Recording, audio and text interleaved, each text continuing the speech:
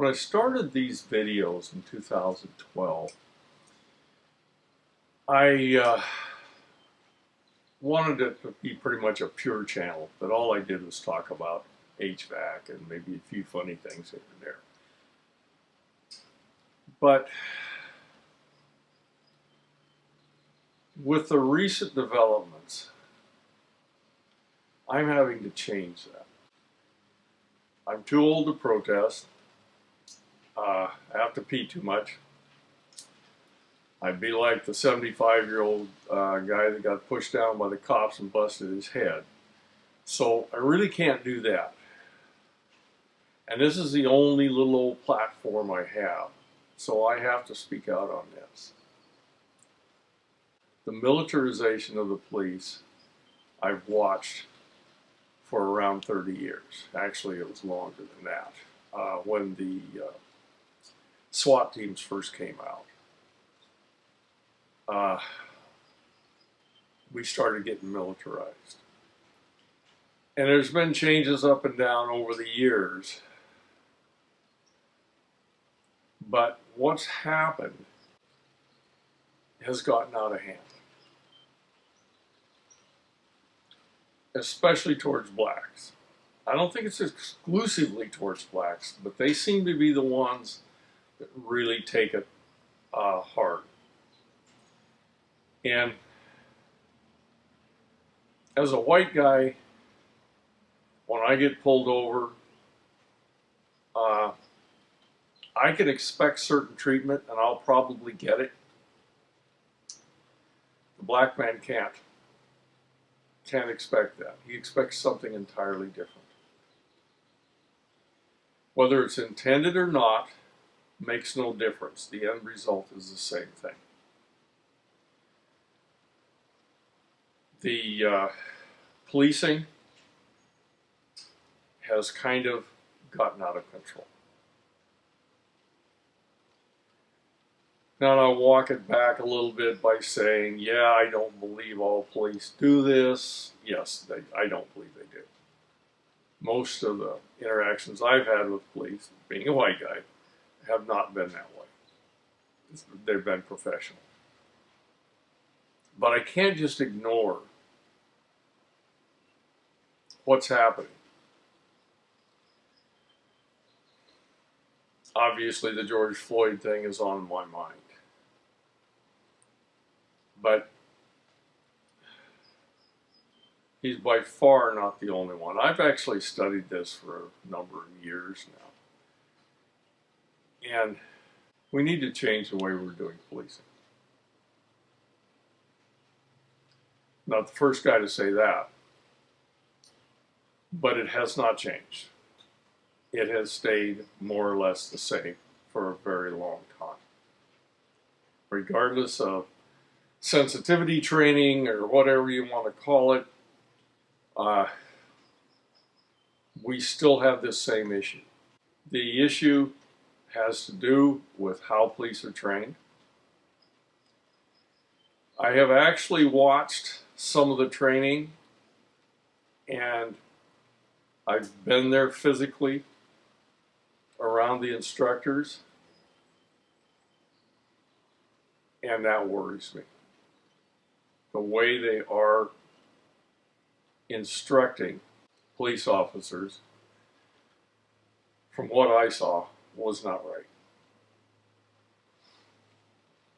You are pretty much trained to look at the quote civilians, the word I really hate. It divides you from the rest of the population. When the civilian tells you he can't breathe, the police assume he's lying to get better treatment. And he may be. But the tactics you're using are what are causing people's deaths. They're, at the very least, they're making the public not have any trust in you.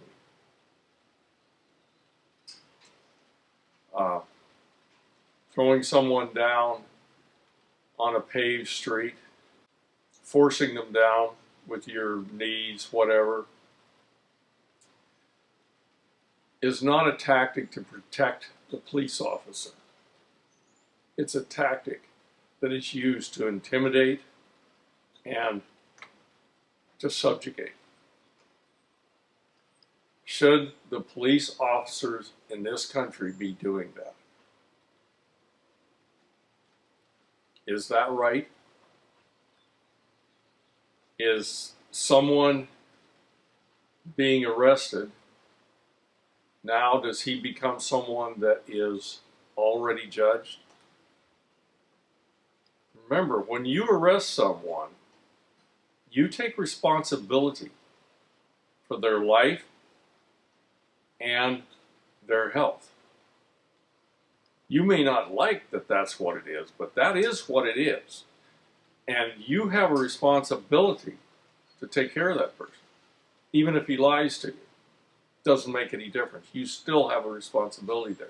He has not been adjudicated. No one is ready to punish him for something he's done. And yet you start punishing him right away. Police officer safety is one of the things that everyone's concerned about. We don't want police officers to be injured or killed in their job. But understand something. A police officer's job is not nearly as dangerous as we are told. They have a death rate of about 14 per 100,000. That's along the same lines as electricians that work on power lines. Nowhere near what a logger faces at 123, I think it is. Most of the deaths that happen to police officers come when they're directing traffic or in traffic accidents. That changes every year, bounces around up and down. But it's not that dangerous of a job. I'm not belittling the job police officers do. Everyone out there works hard. The vast majority of people that work believe that they do a good job and that they work hard. And they're probably right. But when we take one segment of our population and separate them and say they are the best, I argue with the New York's finest. No, they're just people that do a job.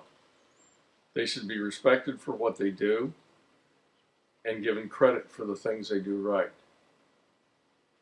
But when they do wrong, and we've been watching a lot of wrong during these protests, when they do wrong, they need to be held accountable. They are not held accountable. They are not. I watched a dash cam video of a police officer in Seattle, Washington, when someone walked across in front of him in his car on a crosswalk, and the guy was carving something on a piece of wood. He happened to be an American Indian, and that's what he did, was carve things on wood. The police officer got out of his car, and within just a very few seconds said, "Hey, bang, bang, bang." That's just about how it worked. The man was dead. Police officer claimed he was being threatened by that knife, which was a legal knife in Seattle. It was not longer than the legal limit. He shot the man in the side, so how could he say that the man was attacking him? The man didn't even have time to attack him. It took them 2 years to fire him. And I'm sure he's working for another police department now. Do I say that's entirely the fault of the police officer? No, I think their training in knives is a little bit over the top. a lot over the top. That's just one story in an endless supply of stories. And they're backed up by video, most of them. Our police need to be supported, but they also need to be held accountable. They are the least accountable who work in the public sector that we have. They literally get away with murder. And you police officers that see these things happen, you know this is true. You can't hide behind our job is so dangerous. Our job is so tough. Everybody's job is dangerous. Everybody's job is tough. I used to work on 443 phase that never lets you know that you could die. You just had to realize it. It didn't reach in his pocket to let me know he was going for a gun.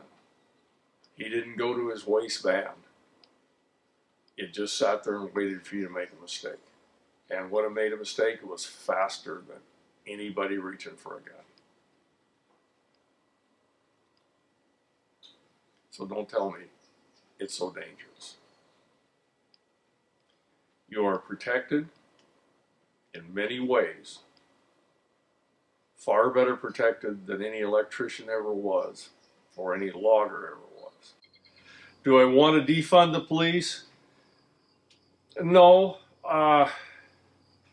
What I would like to see, just for my part of this, is the demilitarization, the combat vehicles that are being used by the police. I think they have absolutely no place on our streets. None. They do not need those vehicles. I know they're given them by the military, but there's a lot of costs involved with maintaining that equipment, and it just shouldn't be here. Our military should not be on our streets.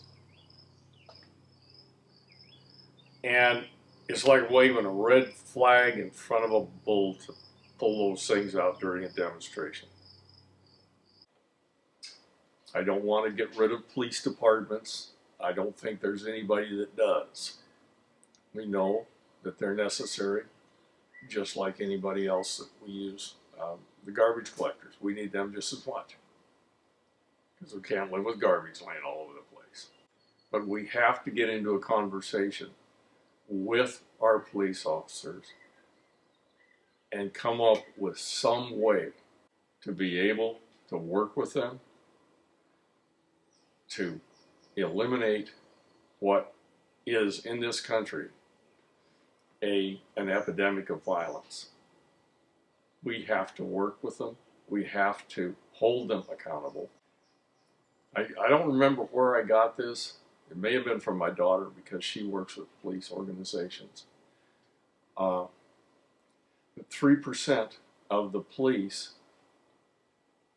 officers cause something like 80% of the deaths that are connected with police.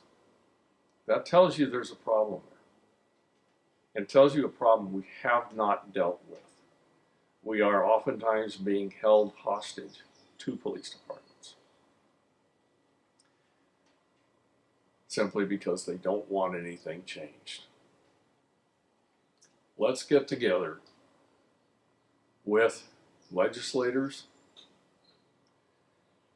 executives, and police organizations to get this right. That's it on this one.